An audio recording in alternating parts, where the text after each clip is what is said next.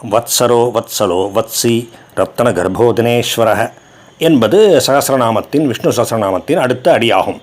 சகல உலகங்களும் அதிலே இருக்கின்ற சகலமும் பகவானிடத்திலேயே வசிக்கின்றனர். அப்படி எல்லாமே இவரிடத்திலே பகவானிடத்திலே வசிப்பதால் பகவானுக்கு வத்சரக என்கின்ற திருநாமம். ஓம் வத்சராய நமக. பகவானுடைய அடுத்த திருநாமம் வத்சலக. வத்சலக என்றால் பெரும் கருணை, பேரன்பு கொண்டவர் என்று பொருள். பகவான் தன்னுடைய பக்தர்களிடத்திலே மிகுந்த கருணையை கொண்டிருக்கின்றார்.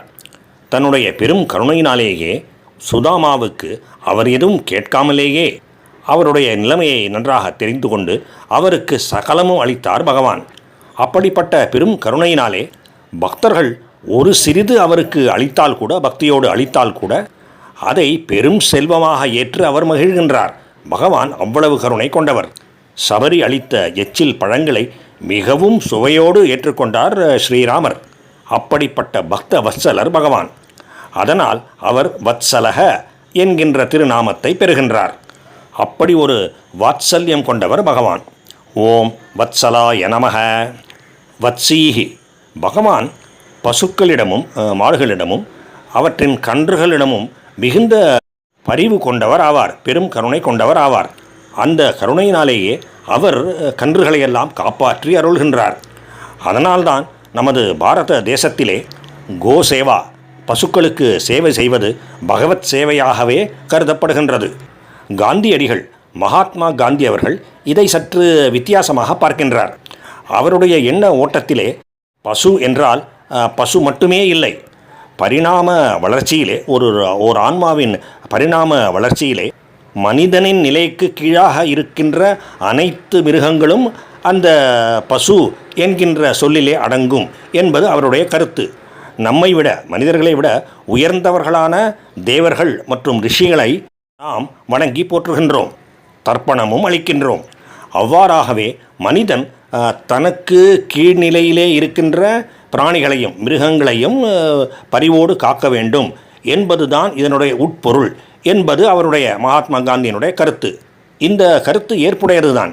ஏனென்றால் பசுக்களை நன்றாக போஷித்து பராமரித்து, ஆனால் அதே சமயத்திலே தெருவிலே நாய்களையோ பன்றிக்குட்டிகளையோ கழுதைகளையோ கண்டால் அவற்றை கல்லால் அடிப்பது என்கின்ற ஒரு வழக்கம் ஒரு மனிதனுக்கு இருந்தால் அது எப்படிப்பட்ட பழக்கம்?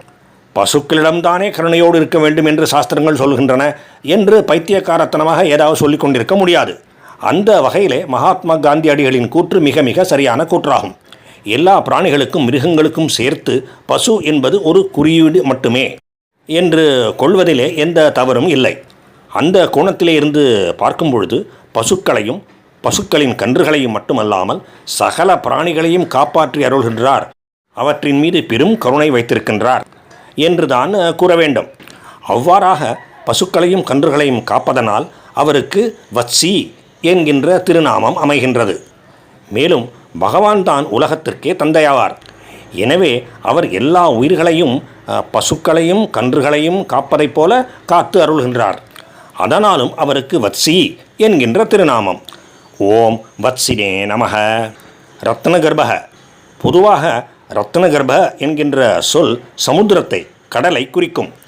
ஏனென்றால் அந்த கடலின் உள்ளே, சமுத்திரத்தின் உள்ளே பல வகையான உயர்ந்த ரத்தினங்கள் இருக்கின்றன.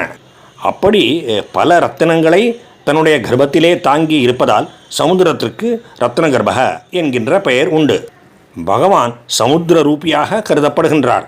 அதனால் அவருக்கும் ரத்னகர்பக என்கின்ற திருநாமம் ஏற்பட்டிருக்கின்றது.